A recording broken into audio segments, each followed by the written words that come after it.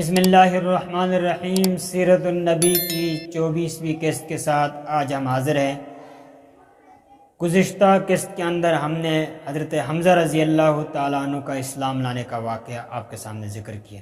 اس سے گزشتہ قسط کے اندر ہم نے قریش کی اشاعت اسلام روکنے کی کیا ترتیب تھی وہ بھی آپ کو بتا دیا۔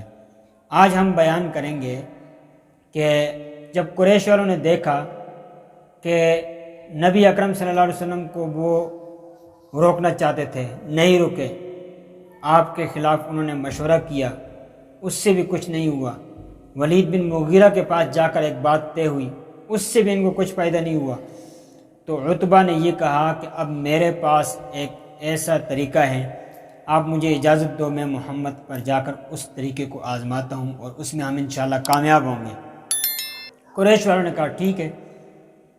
یہ عتبہ نبی اکرم صلی اللہ علیہ وسلم کے پاس آیا اور نبی اکرم صلی اللہ علیہ وسلم کے پاس آ کر اس نے یہ کہا کہ اے محمد میری بات غور سے سنو، میں آپ کے سامنے کچھ باتیں کر رہا ہوں، آپ میری باتیں مکمل سننے کے بعد آخر میں مجھے جواب دینا۔ نبی اکرم صلی اللہ علیہ وسلم نے فرمایا ٹھیک ہے اے عتبہ، آپ بولتے جائیں میں سنتا ہوں۔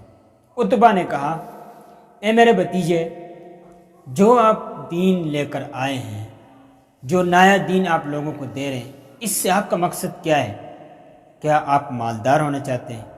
تو آپ ہمیں بتائیں، ہم عرب سے اتنا مال جمع کر لیں گے اور اتنا مال ہم آپ کی جولی میں ڈال دیں گے کہ آپ ہم میں سب سے زیادہ مالدار شمار ہوں گے۔ اگلی بات عتبہ نے کہی، اگر یہ جو دین آپ لے کر آئے اس سے آپ کا مقصد بادشاہ بننا ہے یا سردار بننا ہے، آپ ہمیں بتائیں، ہم عرب کے تمام قبائل کو جمع کر لیتے ہیں، جمع کر کے آپ کو بادشاہ اور سردار بنا لیتے ہیں۔ اگر اس سے مقصد آپ کو کسی لڑکی سے شادی کرنی ہے تو آپ کو ہم پورے عرب میں جہاں پر جس لڑکی پر آپ ہاتھ رکھیں گے، چاہے اس کو سونے کے بدلے میں لانا پڑے، ہم لے کر آپ کے نکاح میں دے دیں گے۔ اور اگر آپ کو ان میں سے کسی چیز کی بھی چاہت نہیں ہے، بلکہ معاذ اللہ آپ بیمار ہیں یا آپ کے دماغ میں کچھ فطور ہے، تو ہم اس کا علاج کروا دیتے ہیں۔ نبی اکرم صلی اللہ علیہ وسلم یہ ساری باتیں غور سے سن رہے تھے۔ یہاں میں ایک اور بات ایڈ کرتا ہوں، بہت سارے لوگ آج کل بھی اٹھ کر اس قسم کی باتیں کرتے ہیں۔ تو نبی اکرم صلی اللہ علیہ وسلم نے، اللہ رب العزت نے قرآن پاک کی سورۃ حامیم سجدہ کیا، تقریباً 1 رکوع نازل فرمایا، آپ علیہ الصلوۃ والسلام نے اس کی تلاوت اس کے سامنے فرمائی۔ جب اس کی تلاوت اس کے سامنے فرمائی تو عتبہ حیران ہوا۔ ان آیات کا ترجمہ میں آپ کے سامنے بیان کرتا ہوں تاکہ آپ لوگوں کو بھی یہ بات سمجھ میں آئے۔ ترجمہ اللہ تعالیٰ کیا فرماتے ہیں؟ حامیم تنزیل من الرحمن الرحیم، بسم اللہ الرحمن الرحیم، یہ کلام ہے جو رحمان اور رحیم کی طرف سے نازل کیا گیا، یہ ایک کتاب ہے جس کی آیتیں صاف اور واضح ہیں، ایسا قرآن ہے جو عربی زبان میں اتارا گیا ہے، ان لوگوں کے لیے ناصح ہیں جو سمجھدار ہیں، بشارت دینے والا اور ڈرانے والا ہے۔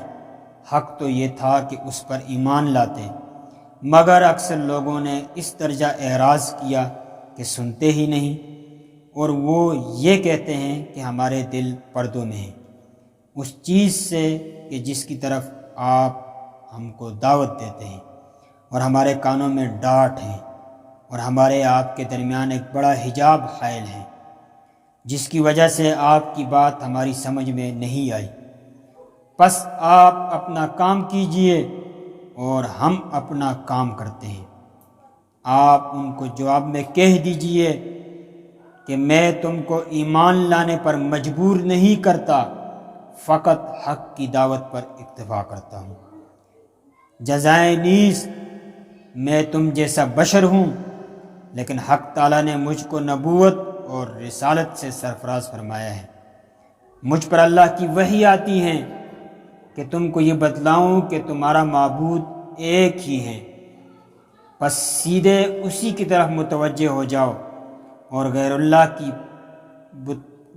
کی پرستش سے توبہ اور استغفار کرو، اور بڑی خرابی ہیں شرک کرنے والوں کے لیے جو زکوٰۃ نہیں دیتے اور آخرت کے منکر ہیں۔ تحقیق جو لوگ ایمان لائے اور نیک کام کیے ان کے لیے ایسا اجر ہے جو کبھی موقوف نہیں ہوگا۔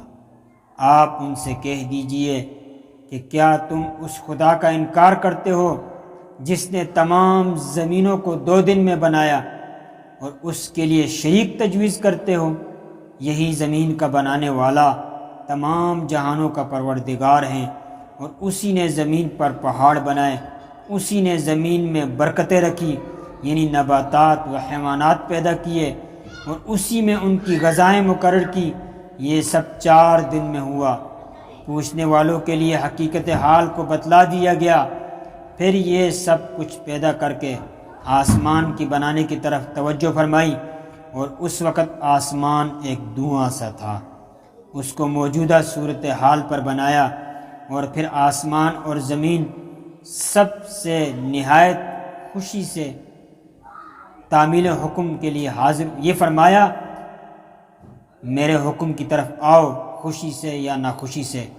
دونوں نے عرض کیا کہ ہم نہایت خوشی سے تعمیل حکم کے لیے حاضر ہیں۔ پس 2 روز میں اللہ تعالیٰ نے 7 آسمان بنائے، ہر آسمان میں اس کے احکام بھیجے، اور آسمان دنیا کو چراغوں سے مزین کیا اور اشتراک شیاطین سے اس کو محفوظ کیا۔ یہ ہیں تدبیر خدائے غالب و دانا کی۔ پس اگر یہ لوگ اعراض کریں تو آپ کہہ دیجئے کہ میں تم کو ایسے آسمانی عذاب سے ڈراتا ہوں جسے قوم عاد اور سمود پر میں نے نازل کیا تھا۔